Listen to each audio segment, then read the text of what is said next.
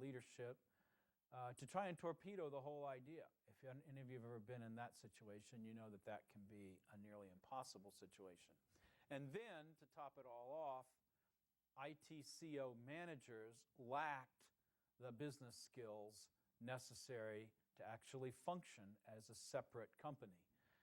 These are the kinds of obstacles that if any of you faced them in your business, I mean, I think I would give up. I don't think I've got the fortitude to fight through a set of obstacles like that. So it's impressive to look at this case study just to see that in the face of those obstacles, after punching away at this bag for a few years, they had pretty successful outcome. So with the backing from the USAA CEO, ITCO is not just successful today, it is astonishingly successful. And we'll visit that as we proceed through the lecture. We start with these first little statistics. For the last 3 years, again, what that would mean is 2001 through 2004, 3 straight years of declining IT costs, while supporting a very rapidly growing corporate growth, which is the exact opposite situation that they had prior to spinning off the company.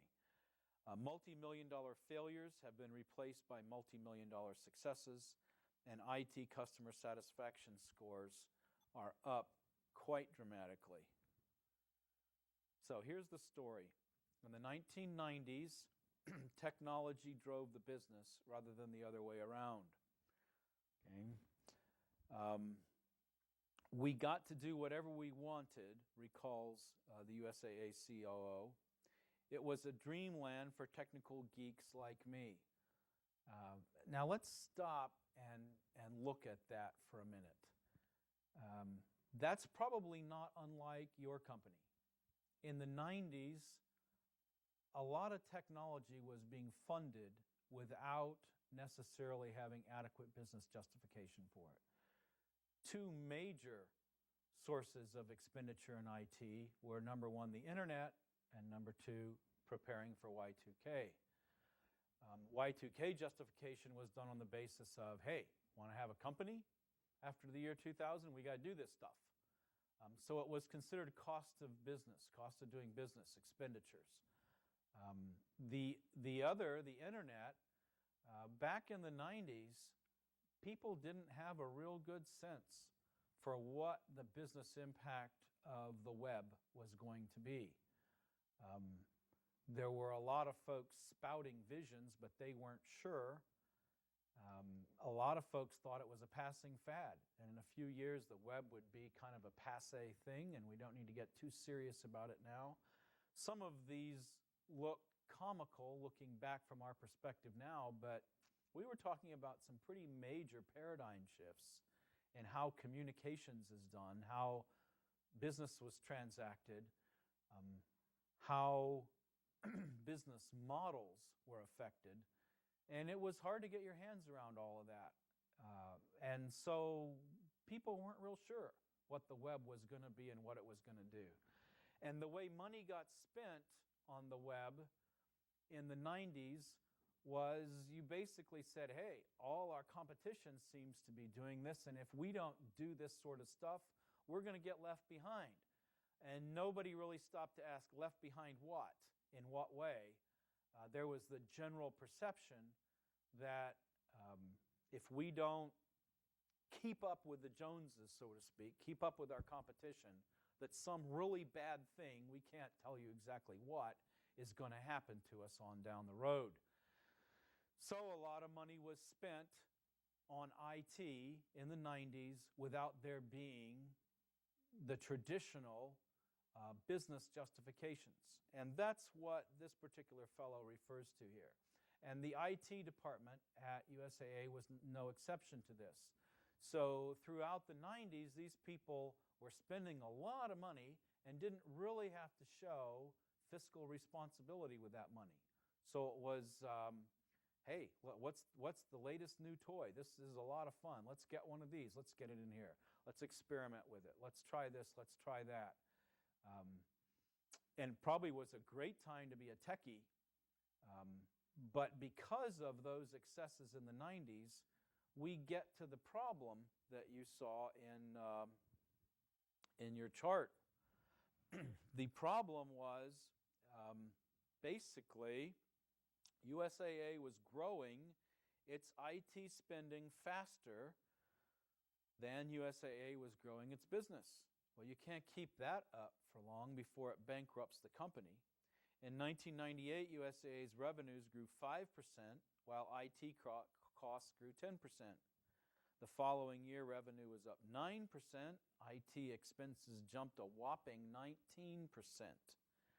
Okay. At the same time, IT was having some pretty stellar failures. I mean, what would happen in your company if you had a couple of $100 million debacles right in a row? Probably people would be replaced. Major changes would be in order. And that's exactly what precipitated the ITCO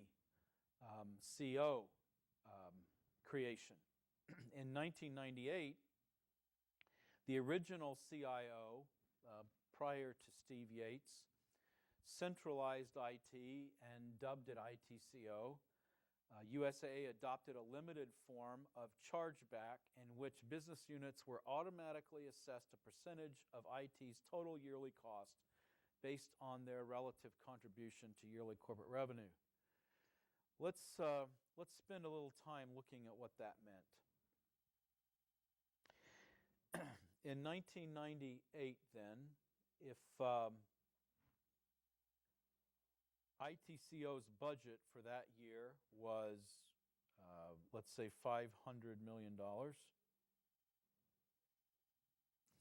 and if you have this particular division that's responsible for 15% of all USAA revenues, then this particular division paid 15% of this $500 million.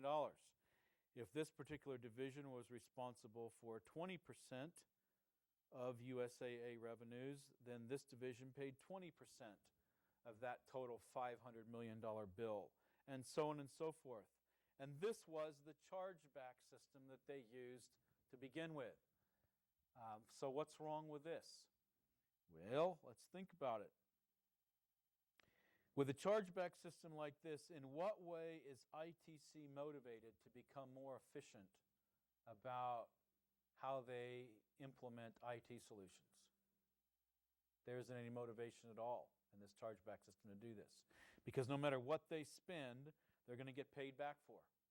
So in a sense, they're almost motivated to increase their spending with this chargeback system. And let's consider the customers. This customer is going to pay 15% of the IT bill no matter what IT resources this particular customer orders. What does that mean?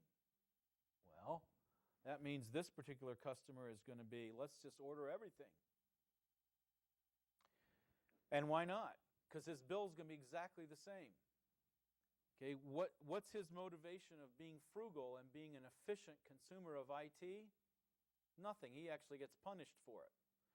Okay, so with the chargeback system that was put in place initially, neither the provider nor the consumer were motivated to become more efficient about IT spending.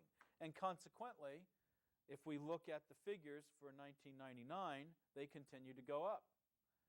So this wasn't a solution. In 1999, a new CEO was appointed.